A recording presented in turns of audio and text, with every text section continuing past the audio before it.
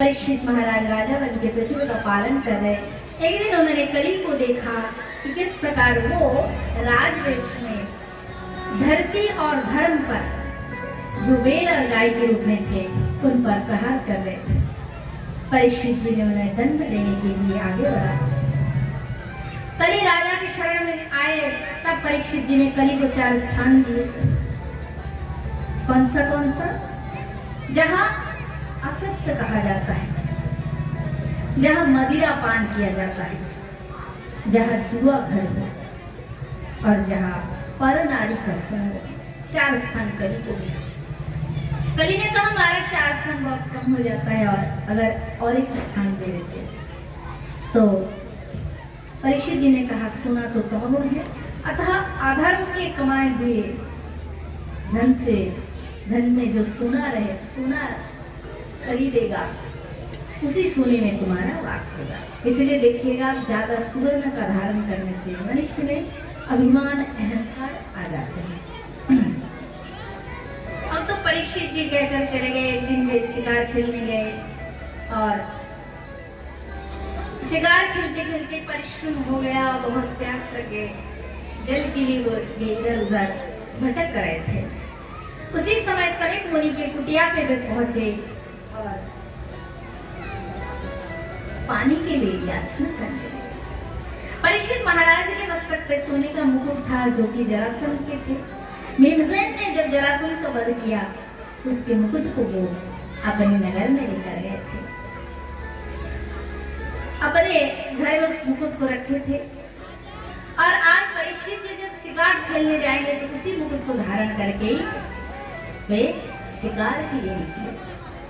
कली को अवसर मिल गया, कली मुकुट में प्रवेश कर गया। पीछे की माता शांति बनाए रखे, बहुत आवाज आ रही है, कथा पे ध्यान दे, शांति बनाए रखे। तो परीक्षित जी की बुद्धि भ्रष्ट कर दिया। परीक्षित महाराज विचार करने लगे, हो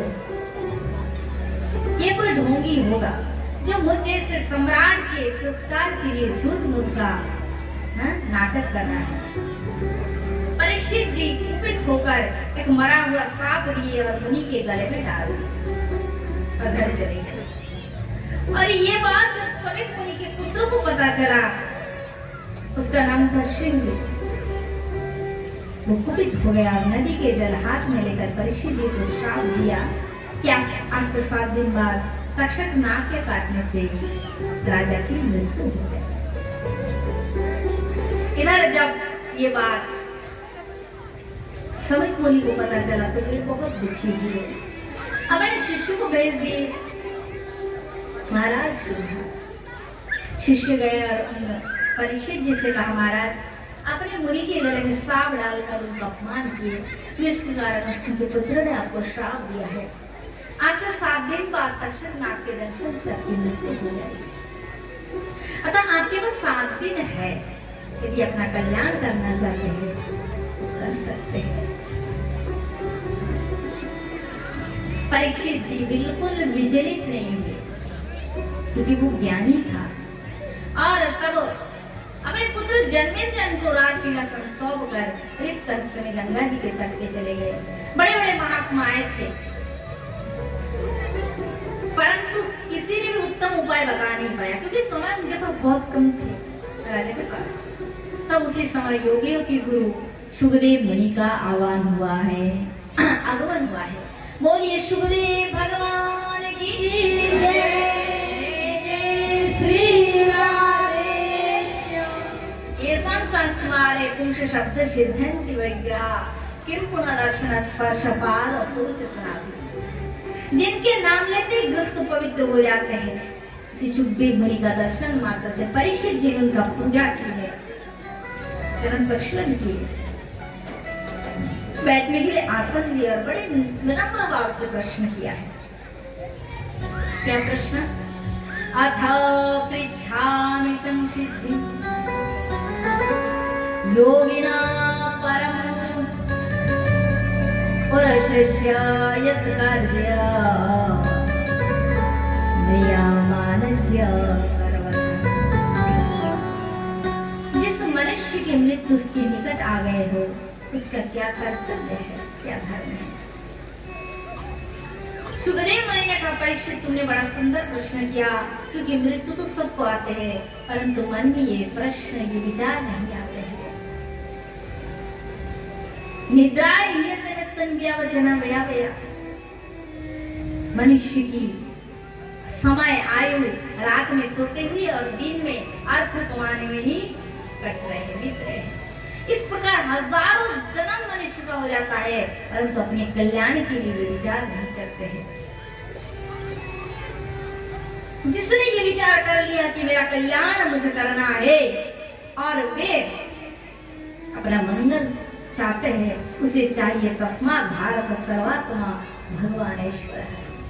वो भगवान श्री नारायण हरि नारायण के शरण में आ जाए और उनकी कथाओं का श्रवण करे, कीर्तन करे और उनका मनन करे, चिंतन करे। श्रतव्य कीर्तितव्यश्च स्मृतव्यश्च भय। कुछ करना नहीं है, खाली सुनो सुनो सुनो। मन लगाकर यदि सुनते ही जाएंगे तो ये श्रवण ही आपको एक दिन भगवान तक पहुंचा देंगे। जिसके सुनने की बैठने की टाइम के खाली कीर्तन करे, श्रवण के बाद जो नंबर आता है वो है कीर्तन का, और कीर्तन के बाद ही निधिध्यासन भगवान का ध्यान का। जो अपना कल्याण चाहते हैं, मृत्यु को जीतना चाहते हैं, वो मन लगाकर भगवान की कथा सुने, सुनते जाओ। जो सुने हो उसी को गाओ, जो गाए हो उसी को ध्यायो, मन ध्यान करो, तो बस अनायास में तुम मोक्ष को प्राप्त कर लो। और परीक्षित भगवान की कथा बड़े मधुर है। ये कथा मैंने अपने श्री पिताजी से सीखे हैं, अध्ययन की है, अतः वो कथा मैं तुम्हें सुनाता हूँ। 7 दिन में तुम्हें भगवान की प्राप्ति हो जाएगी। प्रथम श्री सुखदेव मुनि ने सृष्टि विस्तार की कथा सुनाई। ब्रह्मदेव ने तप किया और जो कि नारायण भगवान के नाभि कमल से ब्रह्मदेव की उत्पत्ति है। वही ब्रह्मदेव तब करके जब भगवान से शक्ति प्राप्ति है, तब सृष्टि विस्तार का आज्ञा हुआ और ब्रह्मदेव ने सृष्टि विस्तार। शरीर से नवऋषि प्रकट हुए और उनकी छाया से कर्दम मुनि का आविर्भाव हुआ। और कर्दम मुनि की पत्नी की नाम थी देवहूति। मनु जी की 3 कन्याएं थी, देवहूति, आकुति, प्रसूति।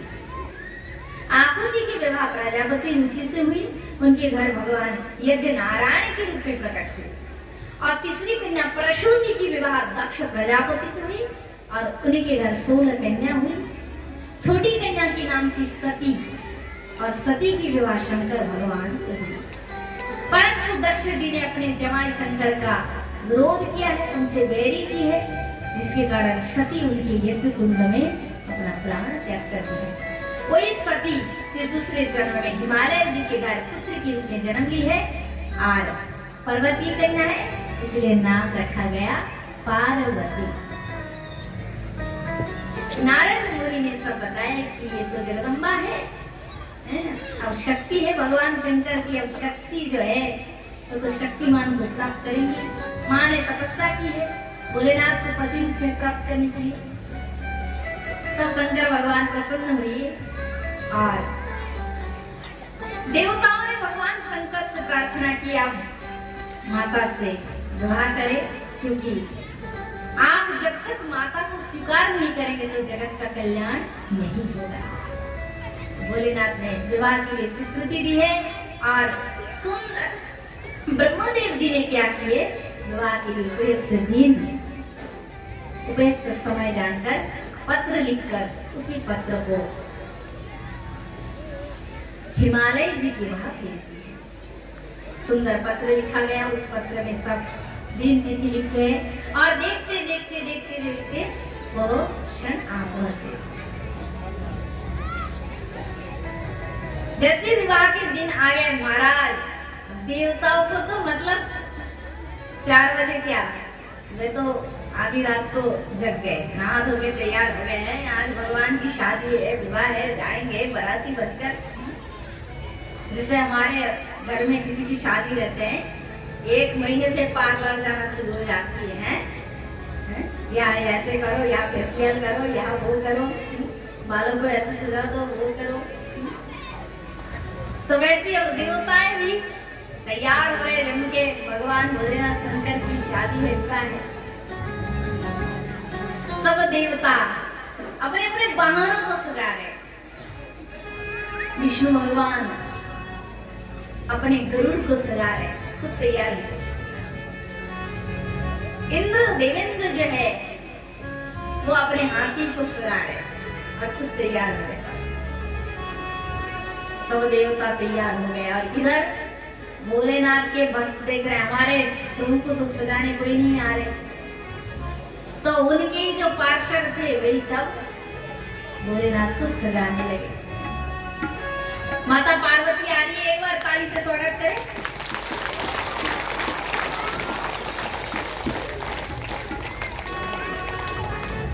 तो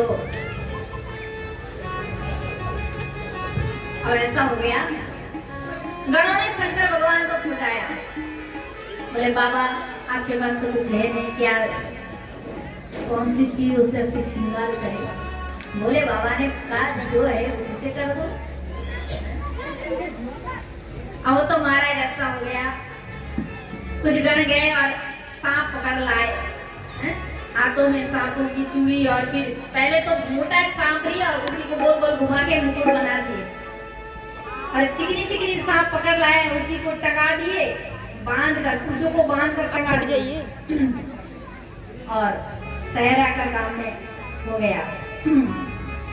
अब तो बिच्छू ला लिए, काने के कुंडल बना दिए और 2 सांपों को यूं घुमा कर बांध दिए, कंगन हो गए। और बढ़िया ताजा ताजा भस्म लाए, बाबा को पड़र का काम हो गया पूरा, सारे अंग पे मल दिए, सारे अंग पे लगा दिए, और एक बागंबर ला दिए। बोले अरे वर यदि नंगा नंगाई निर्वस्त्र यदि दुल्हन के नगर जाएंगे तो वर का तो कोई इज्जत ही नहीं बचेंगे, मान ही नहीं रहेंगे। तो आज तो बाबा को वस्त्र धारण करना ही पड़ेगा। बागंबर बाबा को धारण कर दिया गया, पर वो बागंबर है इतना मोटा, वो तो पहना दी खुल जाते। तो एक गण ने क्या किया, और एक चिकनी सांप, पतली सी सांप को, लंबी सांप को ले लिए और उसी को मजबूत करके बांध दिया। बोले देख अभी बाबा के सब, बाबा दुल्हन के नगर जा रहे हैं ना शादी के लिए, विवाह के लिए, सारे बाराती जा रहे हैं, सब नाचेंगे, तू देख, तुझको कह रहे 24x8, हाँ पूरे सारे बाराती नाचेंगे पर तुझको हिलना नहीं। अगर तू यहाँ से हिलकर नाचने लगा तो पर के तो सम्मान इज्जत गए। तू यही बांधे रहना, सख्त होकर रहना। उसने कहा मालिक जो जो जो जो आएगा वैसे ही करेंगे। कस के बांध दिए, बाबा नंदी पे चढ़ गए और सारे बारातियों को लेकर बाबा चल पड़े। देखे अरे बाराती ये क्या, विष्णु जी, इंद्र जी, ब्रह्मा जी, कुबेर, यम सब आगे भाग गए, बराती सांस जाने वाला कोई नहीं। तो गण ने क्या किया, बोले बाबा आपने आपके जो पक्ष की जो आपकी जो साथी संगी है उनको बुला ले। बाबा ने कहा बुला लो, कोई बात नहीं। अब तो महाराज एक गण ने इशारा किए, पृथ्वी के विश्व के सारे भूत प्रेतों को बुला लिए। जैसे बुला लिए, अब तो भोले बाबा की विवाह में भूत प्रेत पूरे हमारे देश की क्या विदेश की अफ्रीकन भूत आ गए, काले काले भूत, अब विदेशी भूत आ गए, पतली पतली लंबी लंबी गोरी गोरी। अफ्रीका के भूत आ गए, काला काला। चाइना की 1.5 फुटिया वाले भूत आ गए, हैं? तेलुगु बोलने वाले अड़ंग चरंग पड़ंग क्या क्या बोलते हैं, महाराष्ट्रियन भूत आ गए, गुजराती भूत आ गए, हैं? सारे भूत इकट्ठे हो गए। आज हमारे मालिक की शादी है, विवाह है, हमको नाचना है। अब एक भूत अपनी भाषा में क्या कह रहे हैं, दूसरे भूतों से कुछ भी समझ में नहीं आता है, जो जो अपनी भाषा कहते जा रहे हैं। और सबको आदेश दिया, चलो आगे नाचते जाओ, सब चल पड़े और बोले बाबा पीछे पीछे चलिए हम भी भगवान शंकर के संग माता के नगर में जाते हैं।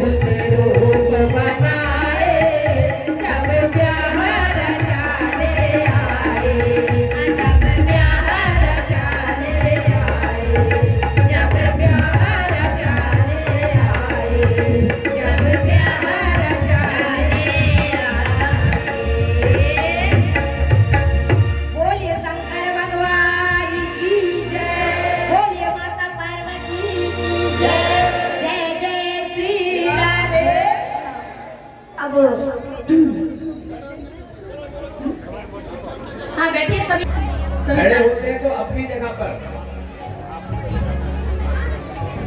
सभी ताली बजाएंगे जब वरमाला पहनेंगी माता, सभी ताली बजाएंगे।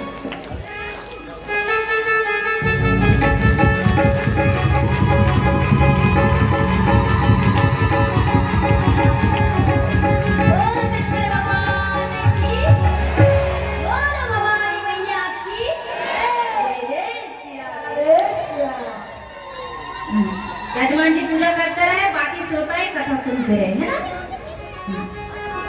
अब तो शंकर भगवान पहुंचे, माता जी की मैया आरती की है। पहले दुखी हो गए वर को देखकर, बाद में नारद मुनि समझाए, तब प्रसन्न होकर जगदम्बा की हाथ शंकर भगवान के हाथ में समर्पित किए। बड़े सुंदर विवाह भई और बहुत सारे दहेज आदि संपत्ति देकर भगवान शंकर जमाई थे ना, और जमाई को फिर विदा की है। और इसलिए रामायण में पुराण में लिखे कि जमाई का कभी कुछ लेना नहीं चाहिए, क्योंकि जमाई शंकर स्वरूप होते हैं। बेटी का घर से कुछ नहीं लेना है, क्योंकि जमाई जो है ना शंकर स्वरूप है। जमाई को देना है पर जमाई का खाना नहीं है, और जो खाएंगे वो फिर क्या होगा, कर्ज में पड़ेंगे। जो लेंगे उसका डबल फिर आपको देना पड़ेगा, भुगतान देना पड़ेगा।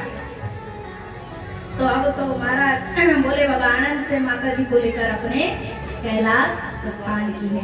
सुखदेव मुनि कथा प्रसंगों को आगे बढ़ाते हैं। देवहूति